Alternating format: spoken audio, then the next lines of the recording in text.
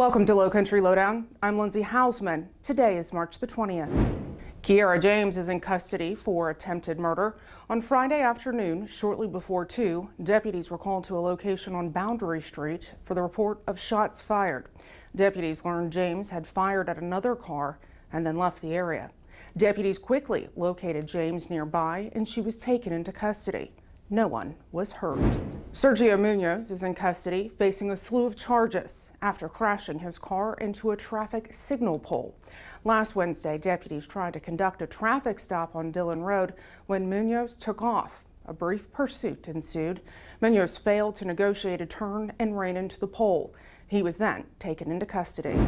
Deputies are hoping you can help us find Samuel Derek Wilson.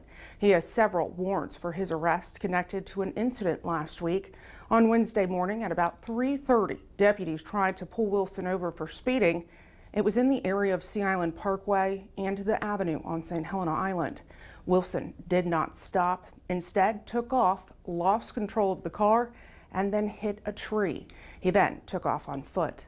If you know where he may be, please call our non-emergency dispatch line at 843-524-2777. The search for 81-year-old Martinrafon has come to an unfortunate end. He was found on Saturday in Lynchburg, South Carolina, which is in Lee County. He and his car were found on a remote dirt road.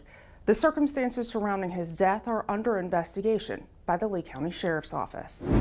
Cops on the Coop, a Lowcountry fundraiser benefiting more than 30,000 South Carolina Special Olympic athletes, was held at the Chick-fil-A in Beaufort on Thursday.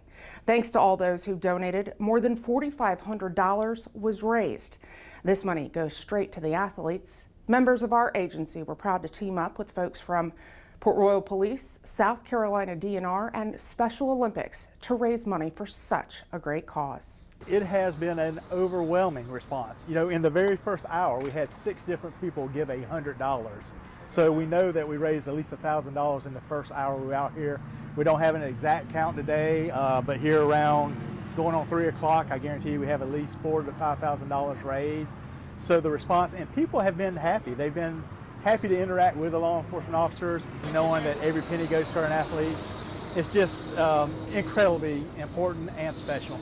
In April, on Thursday the 25th, we'll be back out raising money for Special Olympics, this time at the Chick-fil-A in Bluffton. We hope to see you there.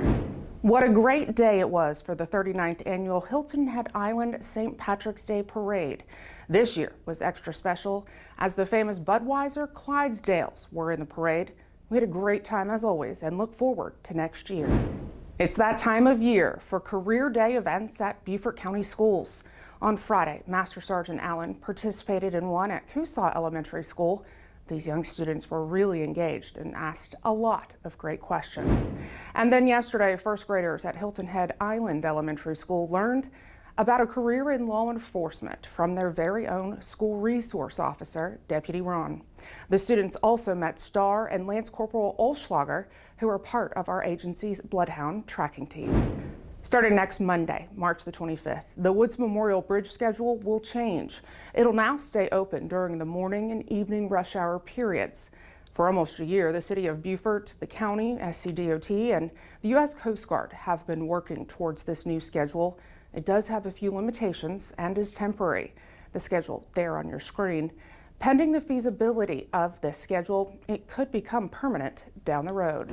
This weekend, use extra caution when traveling through downtown Beaufort, specifically in the Freedman Arts District. The event Chalk It Up will take place on Saturday and Sunday from 10 to 5, both days. It'll include music, food trucks, and a large-scale street chalk painting exhibit and event. And please join us in congratulating the men and women you see pictured there on their promotions this week. We appreciate your continued commitment to the residents and visitors of Beaufort County. If you have something that you'd like to know more about or see covered here on Lowcountry Lowdown, you can send me an email. That's lindsay.hausman@bcgov.net. And if you haven't already, I encourage you to follow us on all of our digital and social media platforms. It's a great way to stay up to date and engaged with us. Thanks for watching this week's episode. We'll see you next week. Stay safe.